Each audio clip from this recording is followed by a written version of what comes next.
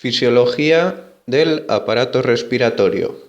La misión principal del aparato respiratorio es aportar oxígeno y retirar dióxido de carbono de la sangre. Para ello es preciso que el aire que ocupan los alvéolos, que es la fuente de oxígeno y el destino del dióxido de carbono, se renueve constantemente. Ventilación. Que difundan los gases a través de la membrana alveolocapilar.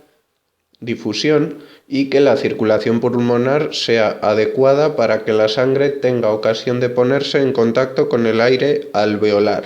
Perfusión. Ventilación.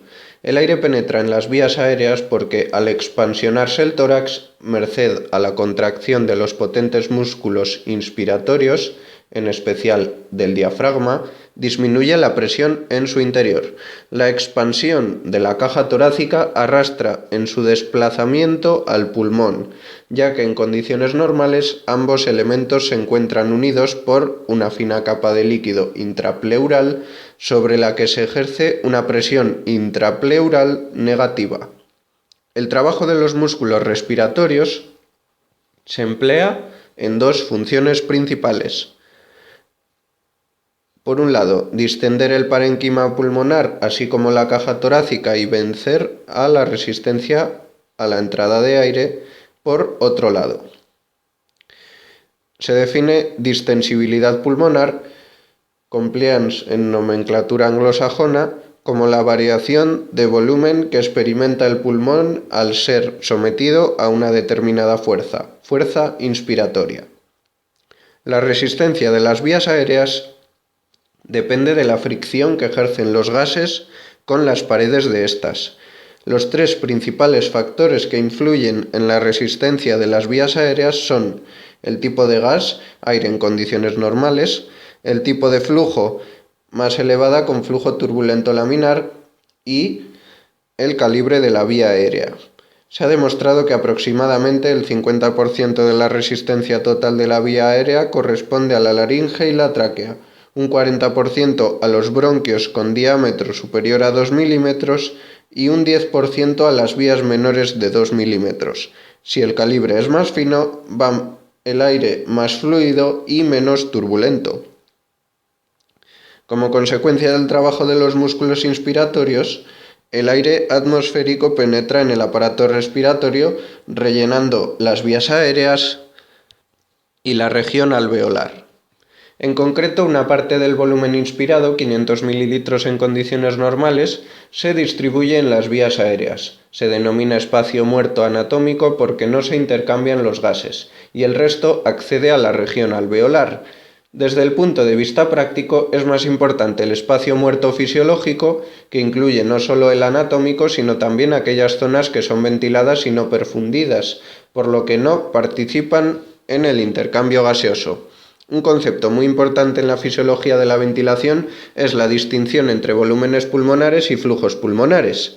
Se define flujo pulmonar como el volumen, inspirado o expirado, en una unidad de tiempo. El flujo pulmonar depende principalmente del calibre de las vías aéreas, por lo que en aquellas situaciones fisiopatológicas en las que disminuya el calibre de la vía aérea, como pasa en el síndrome obstructivo, se alterarán principalmente los flujos pulmonares. Por el contrario, en situaciones en las que disminuya la distensibilidad del parénquima pulmonar o de la caja torácica, síndrome restrictivo, se verán afectados predominantemente los volúmenes pulmonares. En condiciones normales, la ventilación se lleva a cabo con una frecuencia aproximada de 15 ciclos minuto, que desde el punto de vista energético es la más económica para proporcionar una ventilación alveolar adecuada. El control de la ventilación corre a cargo del centro respiratorio, sobre el que actúan, modulando su actividad, estímulos de tres tipos: humorales, modificaciones de la presión de O2, presión de CO2 y pH del aparato respiratorio y de la corteza cerebral. La ventilación pulmonar no es uniforme, siendo mayor en las porciones más declives del pulmón, bases en posición erecta, debido a que estas regiones, el peso del pulmón hace que la presión intrapleural sea menos negativa y por lo tanto oponga menor resistencia a la tracción por la musculatura inspiratoria. Difusión. La transferencia del oxígeno desde los alveolos hasta la sangre y del dióxido de carbono en sentido inverso supone que estos gases se difunden a través de la membrana alveolo-capilar integrada por el epitelio alveolar, las membranas basales y el endotelio de los capilares. En realidad también el plasma y la membrana de los hematíes forman parte de la barrera, ya que la mayor parte del oxígeno debe penetrar en ellos para combinarse con la hemoglobina que lo transporta. La cantidad de gas transferido de un lado al otro de la membrana alveolo-capilar va a depender de los siguientes factores. Espesor y superficie de la membrana son 0,5 micrómetros y aproximadamente 140 metros cuadrados, como un campo de tenis, respectivamente. Si aumenta el espesor o disminuye la superficie, disminuirá la transferencia gaseosa. Solubilidad del gas en las estructuras de la membrana. La del dióxido de carbono es 20 veces mayor que la del oxígeno. Por ello, como se dirá más adelante, la presencia de hipercapnia, aumento de la presión de CO2 en sangre, es prácticamente sinónimo de hipoventilación. Diferencia de la presión de los gases entre el alveolo y sangre. En la sangre venosa que llega a los capilares perialveolares, la presión de O2 es de 40 milímetros de mercurio y la presión de CO2 de 45 milímetros de mercurio, mientras que en el aire alveolar la presión de oxígeno PaO2 es de 100 milímetros de mercurio y la de dióxido de carbono PaCO2 de 40 milímetros de mercurio. Por ello, los gases difunden el oxígeno hacia la sangre y el dióxido de carbono hacia los alvéolos, de tal forma que en la sangre arterial que abandona el pulmón, la presión de oxígeno, PaO2, sea de unos 95 milímetros de mercurio y la del dióxido de carbono, PaCO2, de 40 milímetros de mercurio. Un aspecto muy importante en la difusión de gases es el tiempo requerido para que se produzca el intercambio. Se ha calculado que en presencia de una barrera alveolo-capilar normal, el tiempo preciso para el intercambio de oxígeno es de 0,25 segundos. Teniendo en cuenta que en el individuo sano y en reposo el tiempo de tránsito de los hematíes por el capilar pulmonar es de 0,75 segundos, existe una gran capacidad de difusión de reserva. Perfusión. De nada sirve que la ventilación renueve activamente el aire alveolar y que los gases difundan libremente si la perfusión sanguínea no es normal. Por ello, la arteria pulmonar debe aportar un volumen determinado de sangre que debe distribuirse de forma uniforme por los capilares perialveolares. Y lo que es muy importante, manteniendo una relación adecuada ventilación-perfusión. Exploración funcional de la ventilación. Comprende el estudio de los volúmenes, capacidades y flujos pulmonares. Las capacidades son magnitudes derivadas de la suma de varios volúmenes. Los tres volúmenes movilizables son volumen corriente o tidal, volumen de reserva inspiratoria, volumen de reserva expiratoria. Volumen corriente o tidal es el que es movilizado durante una respiración normal y equivale a unos 500 mililitros. Volumen de reserva inspiratoria es el volumen que cabe en los pulmones después de una inspiración normal. Es de unos 3.000 mililitros, 3 litros.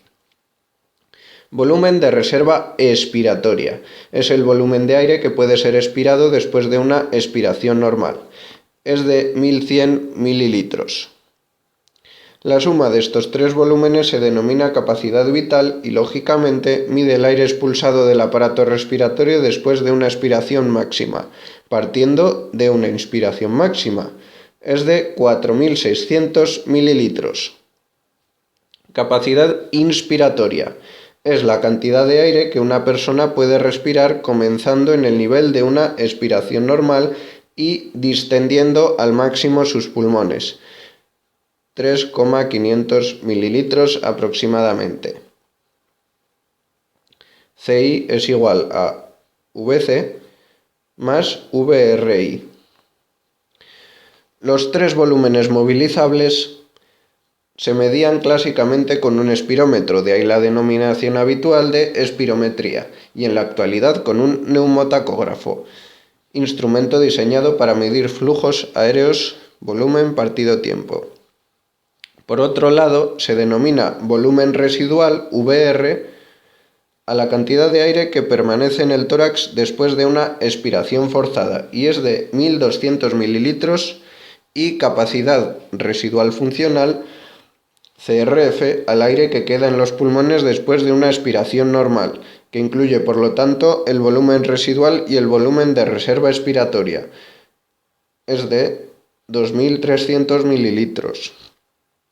La medida de los volúmenes no movilizables, VR y CRF, se realiza mediante pletismografía, que mide cuánto aire pueden contener los pulmones.